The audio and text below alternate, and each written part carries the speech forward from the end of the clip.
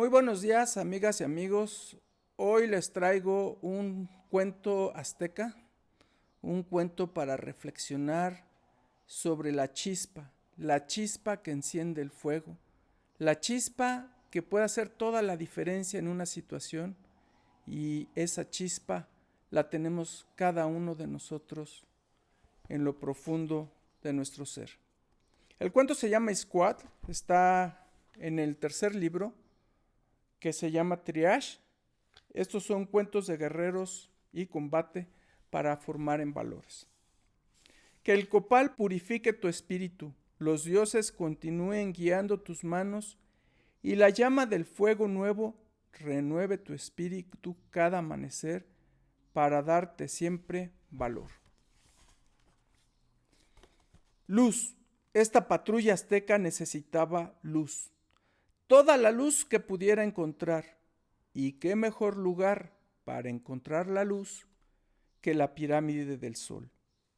La formación delta volaba por la calzada. Desde lo alto de la pirámide, los ojos del sacerdote vieron cómo algo se agitaba y reptaba, partiendo en dos a la multitud que transitaba a esta hora por una de las 4 calzadas que unían Tenochtitlan a tierra firme. Sorprendido, el supremo sacerdote veía cómo Quetzalcóatl serpenteaba, abría y empujaba a la muchedumbre a cada lado de las calles de la perla del lago de Texcoco, hasta llegar al pie de la escalinata. El clamor de la serpiente emplumada se oía ya y dejaba a su paso un rastro carmesí que iba subiendo por los escalones de la majestuosa pirámide. Pero algo en la mente del chamán no le cuadraba. ¿Por qué el sacbé rojo rutilante subía en lugar de descender? Quetzalcóatl siempre descendía a la tierra y a sus mortales en muchas formas. Estaba en el viento agitando los verdes campos al hacerlos prósperos, bajando desde la piedra de los sacrificios en color rojo escarlata, o progresivamente conformado por los triángulos de sombra que se integraban en las escalinatas de la pirámide de Chichén Itzá en los equinoccios. Pero nunca ascendía, y menos recorriendo todos los escalones hasta la piedra de los sacrificios. Un gran temor como monolito cayó sobre su pecho. La gran serpiente emplumada ascendía a gran velocidad para morder su corazón y ponerlo a prueba. Algo malo, muy malo, habría ocurrido o habría hecho. Quizá habría dudado al ofrecer a su Dios el corazón de los guerreros capturados en batalla en las últimas festividades.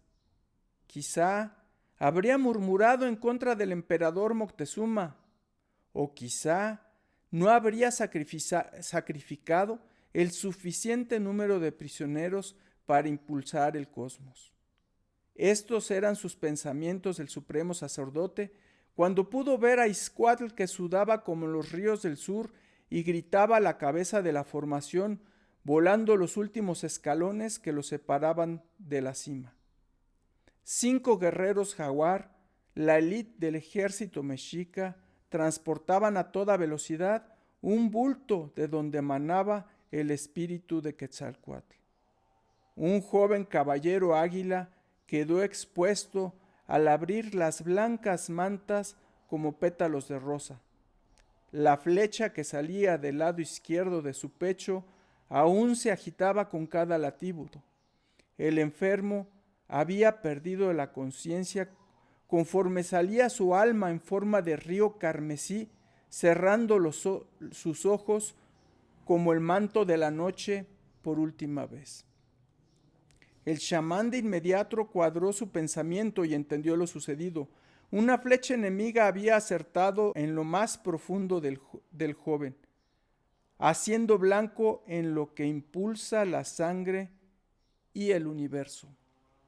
Había dado justo en el corazón del guerrero, aquel órgano que con tanta agilidad el supremo sacerdote arrancaba del pecho a los prisioneros de las guerras floridas para ofrecerlo a un palpitante elevándolo hacia Tonatiuh para impulsar la carrera del sol a través del firmamento.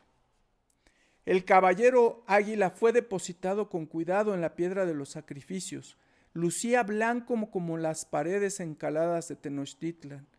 Un fino sudor perlaba su frente y el color azul de la muerte se asomaba en sus labios y párpados, colores que el supremo sacerdote, con sus años de experiencia, identificó de inmediato. Quetzalcóatl manaba y descendía desde la piedra sagrada con un rojo rutilante. ¡Luz, supremo sacerdote! ¡Queremos luz! ¡Salve a este joven capitán del ejército mexica!, dijo Ixcoatl con voz potente. El chamán en silencio observaba. Sabía que el guerrero iba a morir pronto y el temor de reconocer a Quetzalcóatl, al mismísimo Dios, aún mordía fuerte su corazón, porque ahora todo se invertía. Quetzalcóatl ascendía. Un guerrero esperaba agonizando en la piedra de los sacrificios, pero no para que le extrajera el corazón, sino para que se sanara la mortal herida recibida en batalla. La flecha impaciente aún se agitaba en el tórax del capitán azteca. Luz, supremo sacerdote, ilumine a este joven guerrero y sane sus heridas, volvió a insistir el impaciente Ixcoatl. Ixcoatl, o serpiente de fuego, bien describía al caballero jaguar que imploraba al sacerdote. Como experimentado guerrero, conocía bien este tipo de lesiones al infligirlas con su lanza al enemigo y el dolor que le producía cuando fallecían sus compañeros de armas. La memoria aún le quemaba al recordar cómo hace algunos ciclos solares había fallecido uno de sus mejores amigos al ser emboscados por el enemigo mientras llevaban a cabo sus prácticas en terreno táctico de la escuela de guerra del prestigiado Calmecac en las tierras del sur. Al sorprender al enemigo cuando atrapaba y mataba al sagrado Quetzal, el pecho le seguía quemando a Ixcoatl cada vez que recordaba estos tristes recuerdos con un fuego que nunca se apaga y que aún en las noches le despertaba frecuentemente. De ese tamaño era el monolito que llevaba a cuestas el veterano jaguar. Supremo sacerdote, se extingue la llama de la vida, libéralo de su destino, ya. Ixcoatl se dirigió sin miramientos al chamán, exigiendo una pronta respuesta. El chamán seguía en silencio, paralizado por sus temores y por lo que se le pedía. Él quitaba la vida, pero no la reparaba, mataba para los dioses, pero no curaba. ¿Y por qué habría de hacerlo si su función era impulsar al sol por el firmamento? Yo impulso al sol al ofrendar corazones. Él es un guerrero. Su sangre será bien recibida por Tonatiuh. No lo traje hasta aquí como ofrenda. No se confunda. Este no es un prisionero capturado en batalla. Lo traje para que lo sanes. Es uno de mis mejores guerreros y es mi amigo. No puedo volver a perder otro de la misma manera. Ixcoatl para este momento estaba ya fuera de sí. Sentado en cuclillas frente a la piedra de los sacrificios, se mecía rítmicamente de adelante a atrás con un vaivén que no terminaba nunca, producto de la desesperanza ante las repetidas negativas que el supremo sacerdote le daba. Con la vista perdida en el valle de Anáhuac, lloraba ya en silencio. Ixcoatl había peleado ferozmente contra el enemigo para rescatar a su amigo tras líneas enemigas y correr desde la periferia de la gran Tenochtitlan, donde habían sido emboscados por los tlaxcaltecas. Su espíritu se desmoronaba cuando salió de este trance con una vibración grave que erizó los pelos de sus compañeros y hasta del supremo sacerdote. Era como un lamento de baja tonalidad que iba creciendo, como si la tierra se preparara para temblar al abrirse el inframundo. Con los ojos desorbitados y obsidiana en mano, se levantó y de un salto se precipitó hacia la piedra de los sacrificios, gritando: «Pues si no lo haces tú, lo haré yo», mientras abría con furia y de un solo tajo el tórax de su compañero. Iscoatl fue inmediatamente sometido con fuerza por sus compañeros, quienes se habían levantado como un rayo en cuanto vieron la escena. Aún sometido, Iscoatl forcejeaba y sus ojos brillaban con furia. El chamán se incorporó con viveza, tomó a Iscoatl por el pelo y lo jaló varias veces zarandeando su cabeza a uno y otro lado. «¿Cómo te atreves a profanar de esta manera mi templo? ¿Quién crees que eres para abrir un cuerpo? Tú eres el que deberías estar en ese monolito y con gusto levantaría tu corazón para ofrecerlo a los dioses», decía el sacerdote, quien finalmente había salido con gran indignación y coraje de su estado de temor e indiferencia, y ahora sacudía la cabeza de Iscoatl haciéndoselo saber. La pasión por salvar a su amigo a toda costa había movido al supremo sacerdote, quien finalmente soltó la cabeza del insolente para acercarse al tórax abierto del guerrero. El sol del mediodía iluminaba el corazón palpitante enclavado por la flecha enemiga. El chamán introdujo sus manos al tórax y cortó con la obsidiana, ampliando la ventana del pericardio para poder visualizar mejor la herida. De inmediato, un chorro de sangre rutilante entremezclada con coágulos saltó impulsada por los latidos cardíacos. El ventrículo izquierdo se debatía tratando de expulsar con sus movimientos la infame flecha, transmitiendo su movimiento a lo largo de toda ella, dentro y fuera del tórax. El supremo sacerdote, quien también había sido un guerrero en sus años mozos, sabía de sobra que si solo arrancaba la flecha del corazón latiente, el mexica terminaría pasando rápidamente al inframundo al manar la poca sangre que le quedaba a la piedra de los sacrificios, por lo que con cuidado acercó sus dedos al corazón palpitante, pero ahora con otro fin al acostumbrado. Lo habitual era que clavara los dedos en las aurículas, donde se encontraban las paredes más delgadas como una garra de jaguar, que al cerrarse apresando parcialmente el corazón, exponía los grandes vasos de entrada y salida de la víscera, que rápidamente cortaba con una obsidiana antes de elevarlo al firmamento. Ahora era todo lo contrario. Debía ser cuidadoso y contener a la serpiente roja que luchaba por salir del corazón del caballero águila. Con la mano izquierda tapó de inmediato la cabeza de Quetzalcóatl.